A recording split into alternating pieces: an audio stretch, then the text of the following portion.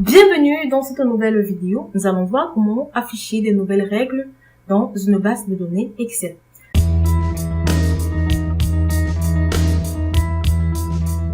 Si les règles de surbrillance de cellules, les barres de données, les échelles de couleurs et les jeux d'icônes ne sont pas satisfaisantes pour vous ou encore ne sont pas suffisantes pour vous, vous pouvez tout simplement créer une nouvelle règle de mise en forme conditionnelle dans Excel.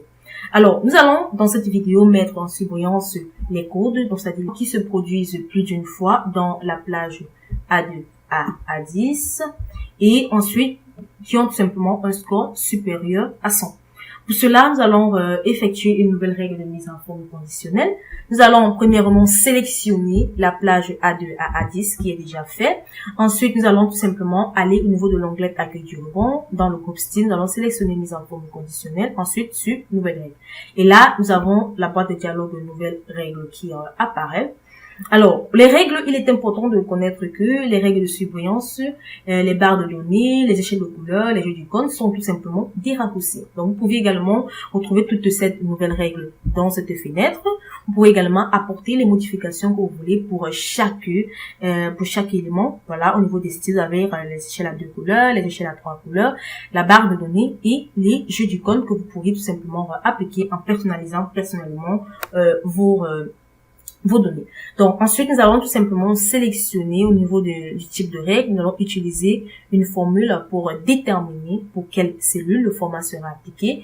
Et au niveau de l'application de la mise en forme des valeurs auxquelles cette formule est vraie, nous allons entrer la formule en utilisant la fonction i, ensuite la fonction nombre.c. Je vous expliquerai tout à l'heure pourquoi j'utilise ces fonctions.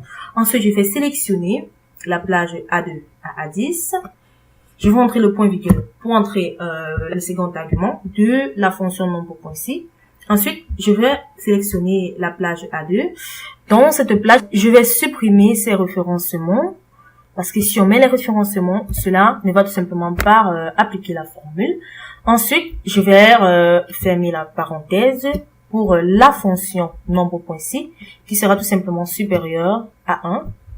Ensuite, je vais entrer le point virgule pour entrer le second argument de la fonction et dans la jonction. Et je vais tout simplement entrer la cellule B2. Je vais également supprimer ces signes. Voilà. Ensuite, je vais entrer que cette formule doit être supérieure à 100. Alors, j'ai terminé ma formule. Je peux tout simplement fermer ma parenthèse.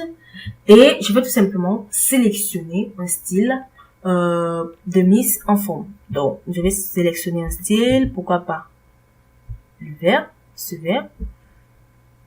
Non, celui-là mieux. Ensuite, je vais cliquer sur OK. Je vous explique tout simplement les fonctions, ces fonctions. Voilà.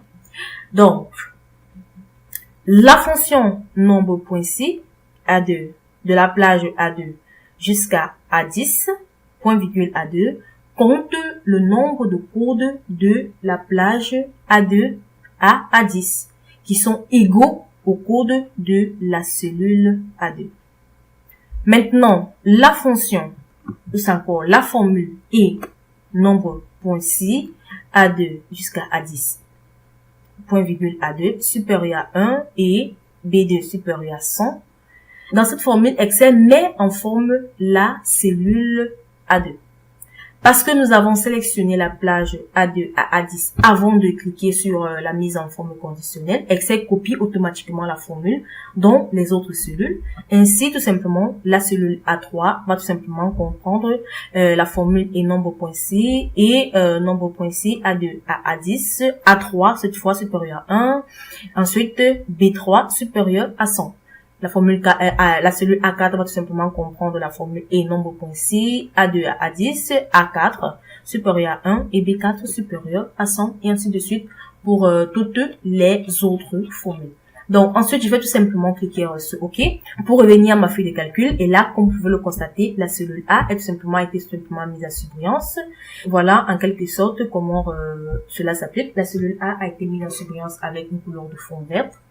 Donc, Excel met tout simplement en forme la cellule A5 car le code A apparaît plusieurs fois dans la cellule A2 à A10.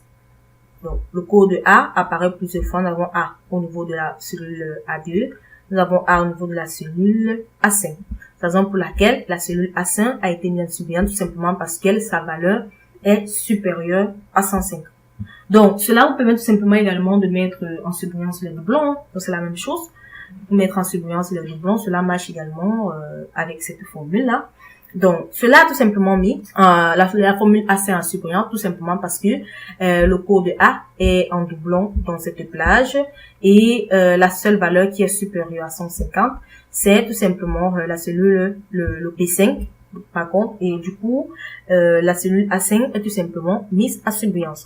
Alors, nous avons également la cellule E qui a un score élevé, qui est supérieur à 100, mais par contre, elle n'est pas en doublon dans cette plage. Nous avons également les codes D qui sont également en doublon. Voilà, nous avons D jusqu'à 3 fois, mais ces codes ne sont tout simplement pas supérieurs à 100, c'est la raison pour laquelle ces cellules restent sans mise en forme.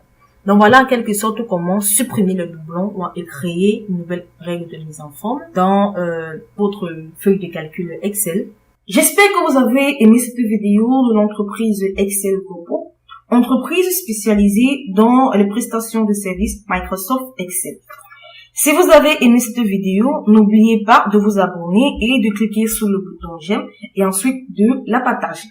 Si vous avez des questions à poser, vous soyez libre de les poser dans l'espace commentaire. Nous allons nous retrouver très prochainement dans une nouvelle vidéo.